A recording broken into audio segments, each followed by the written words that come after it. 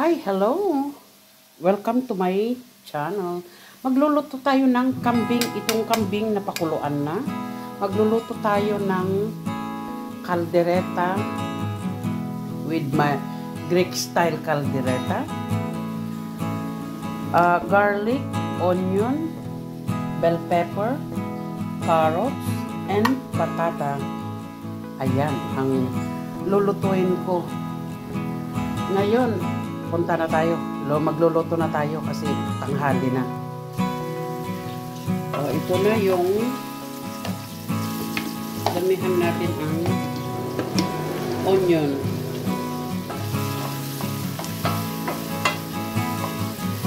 Onion. And then garlic. Mas mauna yung onion kaysa yung garlic para hindi masunog. Kasi ang mga Greek ayaw nila yung garlic na nasusunog. Ayan. Lalagay na natin ang carrots dahil mabigat.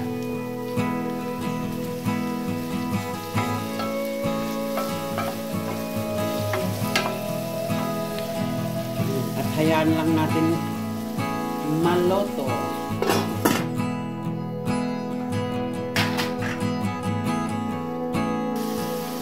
Lalagay na rin natin ang patata.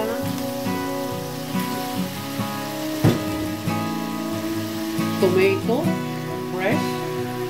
Para hindi tayo gagamit ng ano ba yan?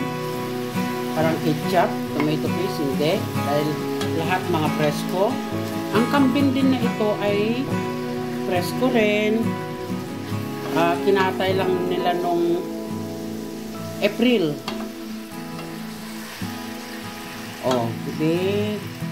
Siyempre, galing kay kumpare namin. Ayan. So, hayahan muna natin. Tapos, lalagay na natin mamaya yung mga iba para maluto. Lalagay tayo ng Knorr salt.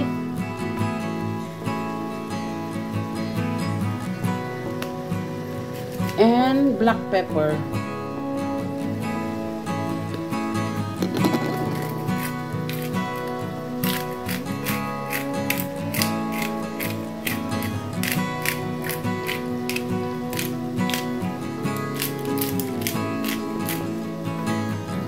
So, lalagay na natin ang green peas.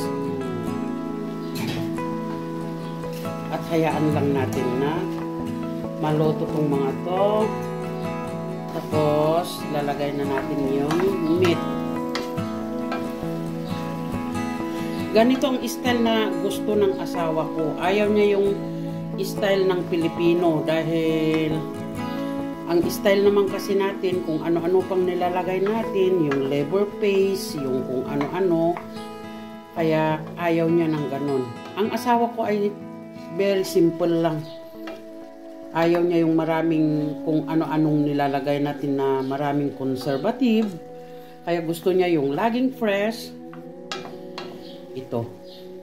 Ang pagkain ng instead na Filipino style, hindi. Ito ang gusto. Ganito ang gusto niya.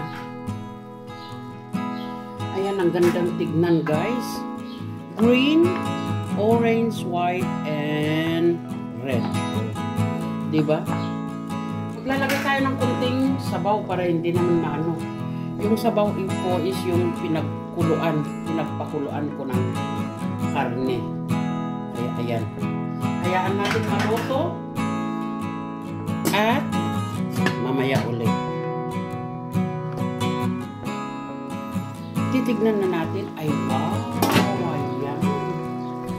So ilalagay na natin ang mga yung karne.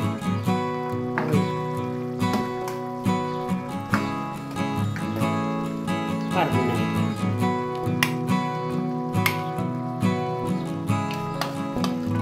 Ito ay kambing.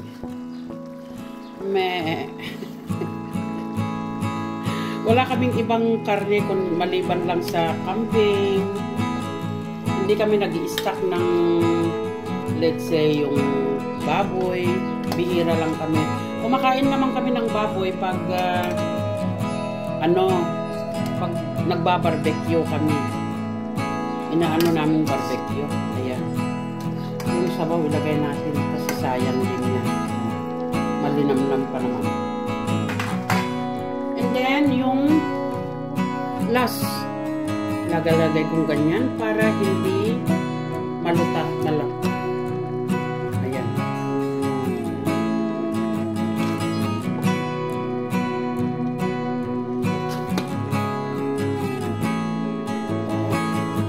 Very nice, very nice.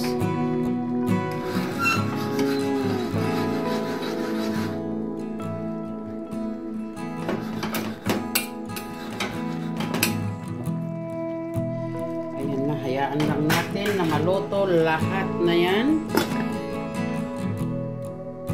O, di ba?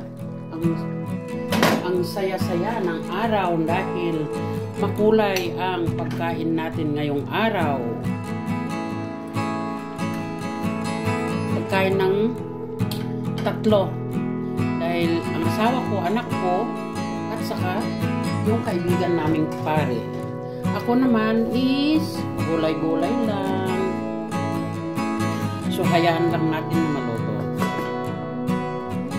Titignan natin. Wow! Mapapawaw ka, oh. Sarap.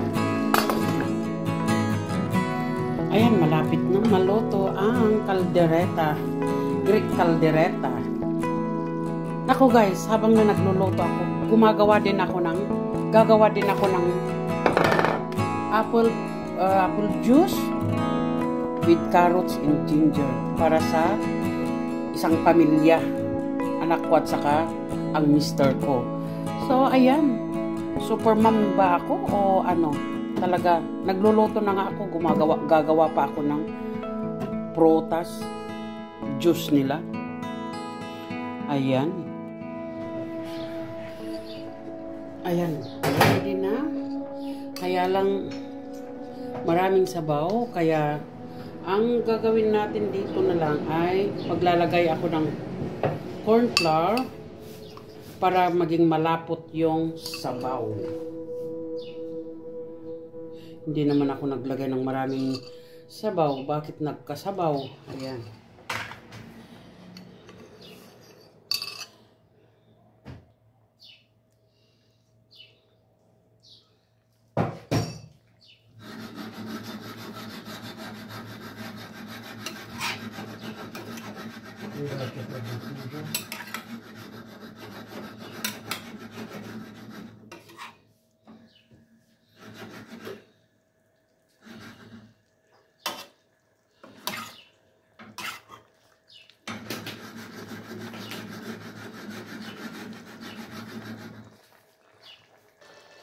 Ayan, malapot na.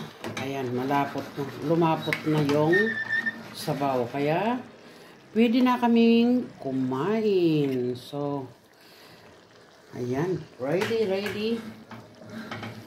Mega love shout out sa lahat at thank you sa panonood. Ayan. Thank you. Bye-bye you.